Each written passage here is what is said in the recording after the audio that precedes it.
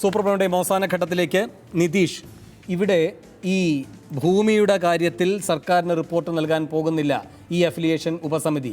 പ്രിൻസിപ്പലിനെ മാറ്റാൻ അധികാരം ആ സമിതിക്ക് ഒരു ശുപാർശ നിലയിൽ മുന്നോട്ട് വയ്ക്കാൻ കഴിയുമെന്ന് കരുതാനാവില്ല. അപ്പോൾ സാവകാശം തേടുന്ന ഒരു സർക്കാർ എന്തിനു വേണ്ടി സാവകാശം തേടുന്നു എന്നത് പ്രധാനമല്ലേ? അതെന്തുകൊണ്ടാണ് മറ്റ് വിദ്യാർത്ഥി സംഘടനകൾ ഉന്നയിക്കാതിരിക്കുന്നത്? ABUPക്ക് മാത്രമാണോ ഇത് ബോധ്യമായിരിക്കുന്നത്? കേരളത്തിലെ സ്വാശ്രയ വിഷയത്തിൽ ഈ നിലവിലുള്ള ഗവൺമെൻറ്റിന് ഡബിൾ സ്റ്റാൻഡാണ് എന്നുള്ളത് ഞങ്ങൾ ആദ്യഘട്ടത്തിൽ തന്നെ പറയുന്നു. ജിഷ്ണു പ്രണോയി മരിച്ചിട്ട് ഒരു മാസം തികയുന്നു. ഇപ്പോഴും ആ കേസ് എങ്ങും എത്താത്ത രീതിയിൽ നിലനിൽക്കുന്നു. ആ ജിഷ്ണു പ്രണോയിയുടെ മരണവുമായിട്ട് ബന്ധപ്പെട്ട് ഇപ്പോഴും നിലവിലുള്ള കേസ് CRPC 174 വകുപ്പിട്ടിട്ടാണ്. ആരെങ്കിലും ഈ ആത്മഹത്യക്ക് പ്രേരണാദായകമായിട്ട് വർത്തിച്ചിട്ടുണ്ടെങ്കിൽ അവരെ ഈ കേസിൽ പെടുത്താൻ വേണ്ടിയിട്ട് സാധിക്കും. അവർക്ക് 306 കേസ് വകുപ്പ് ഇടാൻ വേണ്ടിയിട്ട് സാധിക്കും.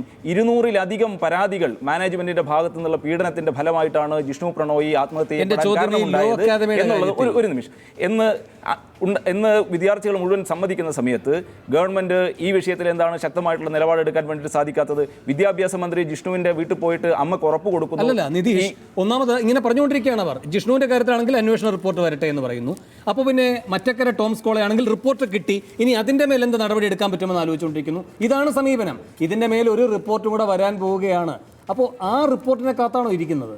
തീർച്ചയായും ആ റിപ്പോർട്ട് ഗവൺമെന്റിന് പരിശോധിക്കപ്പെടേണ്ടി വരും. കേരള ഗവൺമെന്റ് ഈ വിഷയത്തിൽ ഇടപെടേണ്ടി വരും. നാളെ മുതൽ ശക്തമായിട്ടുള്ള വിദ്യാർത്ഥി സമരങ്ങൾക്ക് കേരളം സാക്ഷിയാകാൻ വേണ്ടി പോവുകയാണ്. ആ സമരത്തിന് മുന്നിൽ കേരള ഗവൺമെന്റ് മുട്ടുവടക്കും എന്നുള്ളത് തന്നെയാണ് ABUP വിശ്വസിക്കുന്നത്. ശരി, ഹരിചന്ദൻ, ഈ പറയുന്ന ജിഷ്ണു പ്രണോയുടെ കാര്യത്തിൽ അന്വേഷണം നീളുകയാണ്.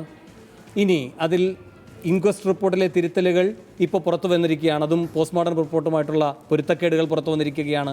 അന്വേഷണ ഉദ്യോഗസ്ഥനെ ആദ്യ റിപ്പോർട്ട് അതിൻ്റെ വിശദാംശങ്ങൾ നൽകാതിരിക്കുന്ന നടപടി ഉണ്ടായിരിക്കുകയാണ്. ടോംസ് കോളേജിൻ്റെ കാര്യത്തിൽ റിപ്പോർട്ട് കീശയിൽ വെച്ചിരിക്കുകയാണ്. ഈ സർക്കാരിലാണോ പുതിയ റിപ്പോർട്ട് മഹത്തായ നടപടികളിലേക്ക് നയിക്കുമെന്ന് പ്രതീക്ഷിച്ച് നിങ്ങൾ നിൽക്കുന്നത്? അല്ല, തീർച്ചയായിട്ടും. ഈ ഒരു സർക്കാർ നടപടികളെ പറ്റി പറയാൻ ഞാൻ ആളല്ല എന്നുള്ളത് ആദ്യം പറയാണ്. ഞാനൊരു ലോ അക്കാഡമിയിലെ വിദ്യാർത്ഥികളുടെ ഒരു പ്രതിനിധി അല്ലെങ്കിൽ SFIയെ പ്രതിനിധീകരിച്ചുകൊണ്ടാണ് സംസാരിക്കുന്നത്.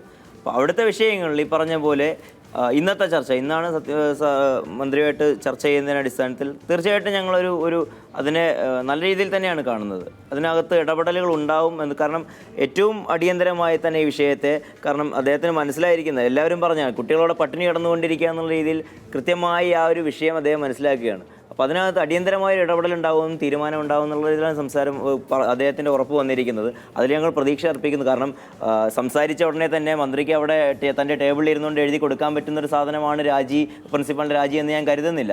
അതിന് അദ്ദേഹം ചോദിക്കുന്നത് വേണ്ട സമയമാണ്. വേണ്ട സമയം എന്ന് പറഞ്ഞാൽ അത് ഒരുപാട് നീളില്ല എന്ന് അദ്ദേഹം എടുത്തെടുത്ത് പറയുകയും ചെയ്യുന്നു. അപ്പം ഞങ്ങൾ അതിൽ വിശ്വസിക്കുന്നു. ശരി ജസ്ലിൻ, ഈ റിപ്പോർട്ടുകളുടെ കുറവൊന്നും കൊണ്ടല്ല നടപടി ഓരോ കാര്യങ്ങളിൽ വൈകുന്നത്. അപ്പോൾ ഈ റിപ്പോർട്ടിലൂടെ എല്ലാം പരിഹരിക്കാൻ സർക്കാർ മുതിരും എന്ന് പ്രതീക്ഷിക്കുന്നുണ്ടോ? പ്രതീക്ഷിക്കുക എന്നല്ലാതെ ഞങ്ങൾക്ക് വേറെ നിർവാഹം. ഈ വിദ്യാർത്ഥി സംഘടനകളെ സംശയിക്കുന്നുണ്ടോ നിങ്ങളിപ്പോൾ? ഒരിക്കലുമില്ല. മുൻപ് ഞാൻ സംശയിച്ചിരുന്നു. പക്ഷേ ഇപ്പോൾ ഓരോരുത്തരും, ഞങ്ങളുടെ കോളേജിലെ ഓരോ യൂണിറ്റിലുള്ള ഓരോ കുട്ടികളും അവരവരുടെ പേഴ്സണൽ എക്സ്പീരിയൻസ് കൂടെ ഉള്ളത് കൊണ്ടാണ് അവിടെ വന്നിരിക്കുന്നത്. എല്ലാവർക്കും ആവശ്യമാണ് ഇങ്ങനെ ജാതി പേര് പറഞ്ഞ് അധിക്ഷേപിക്കുന്ന ഒരു പ്രിൻസിപ്പളിനെ ആവശ്യമില്ല. വിദ്യാർത്ഥികളെ രണ്ട് തട്ടിൽ കാണുക. ഞങ്ങളെ പഠിപ്പിക്കുന്നത് ആർട്ടിക്കിൾ 14 ഇക്വാളിറ്റിയാണ്. രണ്ടുപേരും രണ്ട് നിയമങ്ങൾ. കുട്ടികളെ രണ്ട് രീതിയിൽ കാണുന്നു. പെൺകുട്ടികളോ അനാവശ്യം പറയുന്നു, അധിക്ഷേപിക്കുന്നു. മാതാപിതാക്കളെ വിളിച്ചു വരുത്തി, എല്ലാവരും നല്ല നല്ല പൊസിഷനിലുള്ള ആളുകളെ വിളിച്ചു വരുത്തി ഒന്നും നോക്കാതെ സംസ്കാരമില്ലാതെ സംസാരിക്കുന്നു. ഇങ്ങനെയുള്ള പ്രിൻസിപ്പളിനെ എങ്ങനെയാണ് ഞങ്ങൾ സഹിക്കുക? ശരി, അവസാനമായി അഡ്വക്കേറ്റ് സംഗീത ലക്ഷ്മണ, എവിടെ പരാതി കൊടുത്തു, നിങ്ങളുടെ പ്രയോറിറ്റി എന്താണ് തുടങ്ങിയ ഈ വിദ്യാർത്ഥികളെ പ്രതിക്കൂട്ടിൽ നിർത്തുന്ന ചോദ്യങ്ങൾ നമുക്ക് ഏറ്റവും ഒടുവിൽ അവസാനിപ്പിക്കാം. എന്തായാലും ഒരു റിപ്പോർട്ട് വരികയാണ്, സർക്കാർ ഗൗരവമായി ഇടപെടാനിരിക്കുകയാണ്. എന്താകും ഭാവി നടപടി?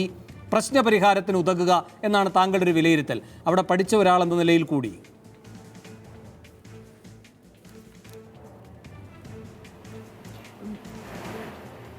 പഠിച്ച ഒരു നാളെന്ന നിലയിൽ കൂടി മാത്രമല്ല, വേണു വളരെ ഇൻ്റലിജൻ്റ് ആയിട്ടുള്ള, വളരെയധികം നോളജബിൾ ആയിട്ടുള്ള ഒരു ആങ്കറാണ്.